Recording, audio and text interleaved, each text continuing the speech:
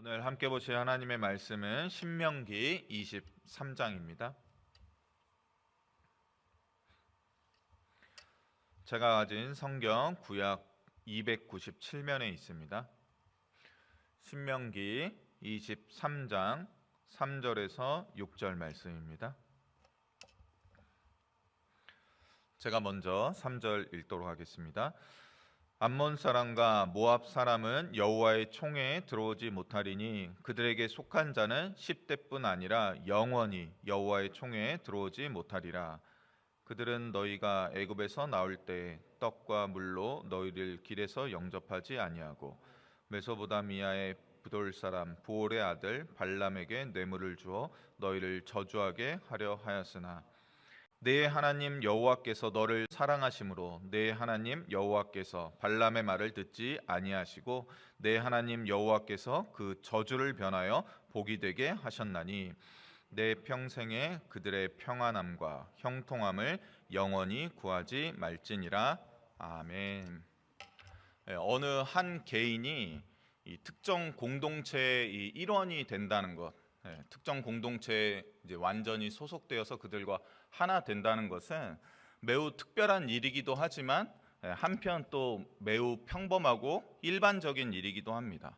이 한국 문화와 K 콘텐츠에 대한 이 세계적인 관심이 높지 않습니까? 지금 그리고 이 대한민국의 경제 수준이 사실 미국보다는 못하지만 세계 어디에 내놔도 부끄럽지 않은 그러한 선진국 반열에 올라 있기 때문에 이 한국에 유학 오거나 뭐 일 때문에 방문했던 이 외국인들이 살아보니까 한국이 너무 편한 게 너무 많아요. 경제 수준도 너무 좋아. 그리고 문화 콘텐츠도 너무 많고 다양하다 보니까 내가 한국에 계속 눌러 살아야 되겠다 하고서 한국 국적을 아예 취득한 그런 외국인들이 많이 이제 TV에 나와서 내가 얼마나 열심히 오랜 기간 준비하고 공부해서 드디어 한국 사람이 되었는지를 이렇게 자랑스럽게 얘기하던 그런 TV 프로그램을 제가 본 적이 있거든요. 여러 나라에서 온 외국인들이 이 유창한 한국말로 내가 드디어 나는 이제 더 이상 나의 고국의 사람이 아니라 나는 지금 대한민국 국적을 가졌다라고 이 자랑스럽게 말하는 이 TV 프로그램을 보면서 이 외국인이었던 그들이 대한민국의 공동체에 이제 완전히 소속됐다는 일이 그들에게 얼마나 특별하고 중요한 일인가를 간접적으로 알게 되는 것이죠. 하지만 제 경우에는 다르죠. 내가 대한민국 국민이라는 사실, 내가 대한민국 안에 공동체에 소속됐다는 사실이 저에게 있어서는 그들만큼 그렇게 특별하거나 그렇게 아주 스페셜한 일이 아닌 것이죠. 왜냐하면 저는 태어나면서부터 대한민국 사람이었으니까 저에게 대한민국 국민이 되었다는 것은 어떻게 보면 너무나 자연스러운 것이죠. 하지만 반대로 제가 여기 미국에 와서 영주권을 취득하고 시민권을 취득한다 하면은 그것은 저에게 있어서는 매우 특별한 일이 될 것입니다. 하지만 제가 아무리 한국인이라 하여도 이 미국에서는 미국에서 태어난 아이에게는 자연스럽게 또 미국 시민권을 주지 않습니까?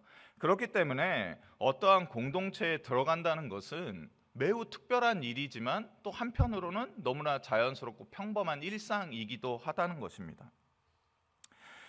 그런데 이와 다르게 어떤 한 개인이 또는 어떤 이 그룹이 보다 큰 공동체 또는 특정한 공동체의 일원이 절대로 될 수 없다라고 한다면 이것은 결코 평범하게 볼 수 없는 것이죠. 일반적인 일로 여겨질 수 없는 것일 것입니다. 한국 사람은 절대 미국 시민권자가 될 수 없다라고 만약에 그렇게 대통령이 발표했다면, 또는 캘리포니아 주에서는 한국인이 절대 살 수 없다라고 주지사가 그렇게 말했다면 아마 난리가 났겠죠. 이러한 극단적인 배타적인 행동이 납득이 되려면 누구나가 다 인정할 만한 이유와 근거가 있어야 한다는 것입니다. 그냥 안 돼. 너는 안 돼. 내가 싫어. 내 기분이 좋지 않아서 너는 받아줄 수 없어. 라는 이유만으로 그 어떤 존재도 배척받아서는 안 된다는 것을 우리는 잘 알고 있습니다. 제가 오늘 이 자리에서 이제 가수 유승준 씨 혹시 들어보셨는지 모르겠지만 유승준 씨의 예를 들어야 될 것 같아 마음이 좀 불편한데, 오늘 본문을 이해하기 위해서는 이 비유가 딱 좋을 것 같습니다. 이 가수 유승준 씨는 한국에서 1990년대 후반과 2000년대 초반에 활동했던 매우 인기 있었던 남자 솔로 가수였습니다. 그는 한국에서 이 활동 당시에 이 평가가 스타가 되기 위해서 태어난 사람이다. 그러니까 무명 시절을 겪지 않았어요. 데뷔하자마자 그냥 인기가 치솟았던 그러한 가수였는데, 근데 이 유승준 씨가 그토록 인기가 많고 젊은이들뿐만 아니라 50대 남성들에게까지 인기가 많던 이 유승준 씨가 지금 현재는 한국에 절대 입국할 수 없는 몇 안 되는 사람 중에 가장 유명한 사람이 되어 있습니다. 그렇다면 이러한 극단적인 결정을 내린 그 이유가 분명히 있겠죠.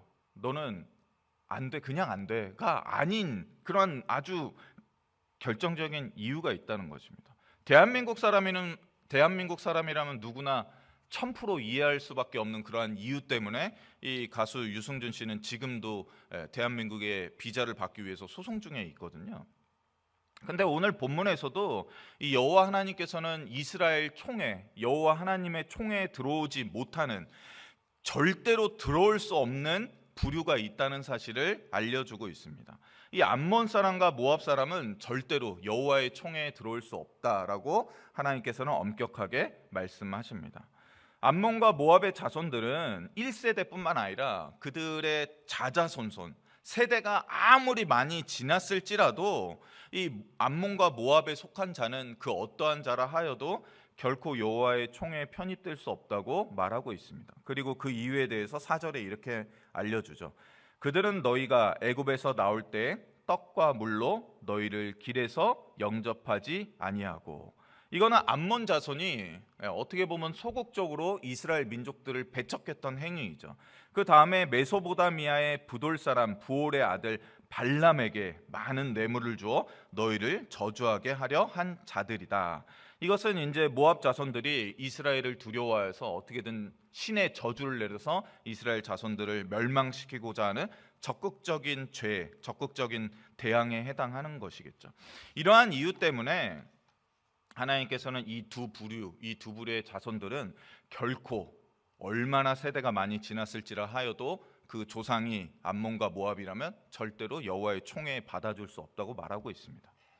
어떻게 보면 물과 떡, 이거 도네이션 안 했다고 그 자자손손 다 이 차별하는 것은 너무 심하지 않나, 이런 생각이 들기도 합니다.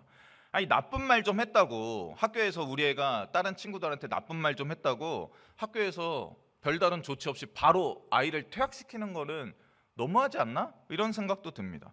하지만 이스라엘 백성들이 430년간 애굽에서 어떠한 상태에서 하나님의 은혜로 출애굽하고 그 출애굽의 이 어려운 생활 가운데 그들이 이제 약속의 땅 가나안으로 갈 때 이 암몬과 모압이 어떻게 이스라엘을 대우했는지 그 정황들을 다시 우리가 살펴본다면 여호와 하나님께서 이렇게 결정하셨다는 것에 이스라엘 백성들은 1000% 공감했겠죠. 아, 그래, 모압과 암몬은 아무리 세대가 지나도 그들은 변하지 않을 거고 그 자자손손 절대 받아줄 수 없어. 그들은 그렇게 공감했을 겁니다. 그리고 우리 또한 이 본문을 대할 때 하나님 너무 심하신 거 아니야 보다는 이런 결정은 당연한 거지, 이렇게 한번 결정할 때는 엄격하게 해야지 라는 그러한 생각을 많이 가질 것입니다. 그렇다면 이제 이 본문은 이 구약의 많은 역사들을 이제 지나서 신약으로 와서 우리에게 이렇게 말하고 있다는 사실을 깨닫게 됩니다.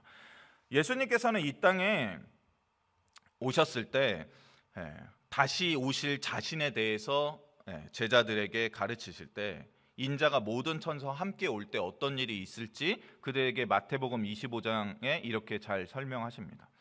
인자가 자기 영광으로 모든 천사와 함께 올 때에 자기 영광의 보좌에 앉으리니 모든 민족을 그 앞에 모으고 각각 구분하기를 목자가 양과 염소를 구분하는 것 같이 하여 양은 그 오른편에 염소는 왼편에 두리라. 그리고 이 왼편에 있는 염소에 해당하는 자들에게 예수님께서는 이렇게 말씀하시죠. 또 왼편에 있는 자들에게 이르시되 저주를 받은 자들아 나를 떠나 마귀와 그 사자들을 위하여 예비된 영원한 불에 들어가라. 아니, 왼편에 있는 이 염소에 속한 자들이 무슨 극악한 죄를 저질렀기에 이 영원한 형벌, 즉 마귀에게 예비된 그 영원한 불구덩이, 이 지옥에 들어가라고 한 것일까요? 어떤 극악한 죄를 저질렀습니까? 아니요. 그들이 저지른 죄는 이것입니다. 내가 줄일 때에 너희가 먹을 것을 주지 아니하였고, 목마를 때 마시게 하지 아니하였고, 나그네 되었을 때에 영접하지 아니하였고, 헐벗었을 때에 옷 입히지 아니하였고, 병들었을 때와 옥에 갇혔을 때에 돌아보지 아니하였느니라. 이거는 사실 죄라고 할 수도 없지 않습니까? 세상 어느 나라가 배고픈 자에게 너 도네이션 안 했어? 너 감옥 가야 돼. 종신형. 너 병들은 자 찾아가서 기도 안 했어? 너 사형. 이렇게 재판을 내린 나라는 세계에 아무 데도 없습니다. 근데 예수님께서는 그리 말씀하십니다. 그러니까 이 대답을, 이 말씀을 들은 염소편에 속한 왼쪽에 있는 자들이 항변하죠. 주여, 아니 우리가 어느 때에 주께서 줄이신 것이나 목마르신 것이나 나그네 되신 것이나 헐벗은 것이나 병드신 것이나 옥에 갇힌 것을 보고 공양하지 않았습니까?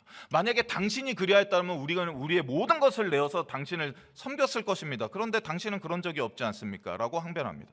그러니 예수님이 임금이 대답하여 이르되 내가 진실로 너에게 이르노니 이 지극히 작은 자 하나에게 하지 아니한 것이 곧 내게 하지 아니한 것이니라. 그들은 영벌에 의인들은 영생에 들어갈 것이니라. 이렇게 말씀하고 있습니다. 그러니 우리는 마태복음 10장에 더 먼저 예수님께서 가르치신 이 말씀을 다시 기억해야 할 것입니다. 너희를 영접하는 자는 나를 영접하는 것이요 나를 영접하는 자는 나를 보내신 이를 영접하는 것이니라. 선지자의 이름으로 선지자를 영접하는 자는 선지자의 상을 받을 것이요 의인의 이름으로 의인을 영접하는 자는 의인의 상을 받을 것이요 또 누구든지 제자의 이름으로 이 작은 자 중 하나에게 냉수 한 그릇이라도 주는 자는 내가 진실로 너에게 이르노니 그 사람이 결탄코 상을 잃지 아니하리라 한 말씀이 오늘 우리에게도 여전히 적용되고 있다는 사실을 기억하시면 됩니다. 우리의 섬김이 작다고 해서 보잘것없는 게 아닙니다. 우리의 섬김을 하나님께서는 세세하게 다 기록하고 계시고 냉수 한 그릇, 물컵 한 잔을 대접했다 할지라도 그것을 기억하여서 하나님은 많은 것으로 우리에게 갚아주실 분이라는 사실을 우리가 기억했으면 좋겠습니다. 하나님은 큰 자뿐만 아니라 세상의 가장 작은 자 모두를 다 귀히 여기신다는 것입니다. 그리고 그분은 또한 신명기 23장 5절에 이렇게 말씀하셨습니다. 내 하나님 여호와께서 너를 사랑하심으로 내 하나님 여호와께서 발람의 말을 듣지 아니하시고 내 하나님 여호와께서 그 저주를 변하여 복이 되게 하셨나니. 저는 인생을 살다 보면 큰 자가 되고 싶은 욕심이 왜 없겠습니까? 높은 자가 돼서 모두가 다 우러러보고 이렇게 권력을 부릴 수 있고 뭐든 자기가 원하는 바를 이룰 수 있는 그런 위치에 올라가기를 원하지 않는 사람이 어디 있겠습니까? 그러나 때때로 능력이 안 되기 때문에 어떤 조건이 안 되기 때문에 어떤 기회가 없기 때문에 또 이제 나이가 들고 세상에서 어떤 힘을 잃고 또 재산도 줄어들고 하는 그런 여러 가지 이유 때문에 어떻게 보면 점점 작은 자가 되는 사람이 많은 거겠죠. 세상의 상위 한 10% 또는 1% 정도만 큰 자로서 살아가고 나머지는 그 다 밑에 있는 것 아니겠습니까? 그러나 여호와께서는 여전히 그분의 주권으로 이들에게 저주가 베풀어진다 하더라도 누군가 우리를 무시하고 괄시하고 저주한다 할지라도 어떻게 합니까? 그것이 우리에게 그대로 오지 않도록 막아주시고 오히려 우리에게 올 때는 그게 변하여 복이 되게 하실 수 있는 분이 바로 우리가 믿고 있는 하나님이라는 것입니다. 하나님께서 그리 하시는 이유는 우리를 사랑하시기 때문에 계속해서 우리의 인생 가운데 그와 같은 일을 베푸신다는 사실입니다. 그러니 내가 지위가 다소 낮고 여전히 허드렛 일이나 할 수밖에 없고 힘도 빠지고 가진 것도 없어서 참으로 세상에서 볼 때 무가치하게 보이고 내가 할 수 있는 게 별로 없다고 여겨지는 그때 우리를 그렇게 볼 필요 없다는 것입니다. 오히려 우리를 잘 대우하는 자에게 우리가 갚아줄 것이 없다 할지라도 그 순간에도 하나님은 우리에게 작은 자에게 잘 대해주는 또 우리를 향하여서 베푸는 그들에게 하나님의 능력으로 어떻게 하십니까? 갚아준다는 사실을 기억하시고 하나님의 사랑받는 자답게 자존감 있게 이 땅을 살아가시면 됩니다. 또한 우리 주변에 있는 우리 눈에 보기에도 작은 자를 우리는 큰 자로 여기고 주를 섬기듯 그에게 사랑을 베풀 때 하나님께서 마지막 날에 우리를 잘했다 칭찬하고 모든 상급으로 갚아주실 것을 기대하며 소망하실 수 있는 우리 모두 될 수 있었으면 좋겠습니다. 우리 이 시간 기도하도록 하겠습니다. 하나님 아버지, 하나님께서는 때때로 우리가 참으로 알기 어렵고 이해하기 어려운 분으로 다가오기도 합니다. 그러나 하나님 중심에는 우리를 사랑하는 마음, 사랑을 사랑하시는 마음, 이 온 세상을 사랑하는 마음이 가득하다는 사실을 우리가 기억할 수 있게 도와주시옵소서.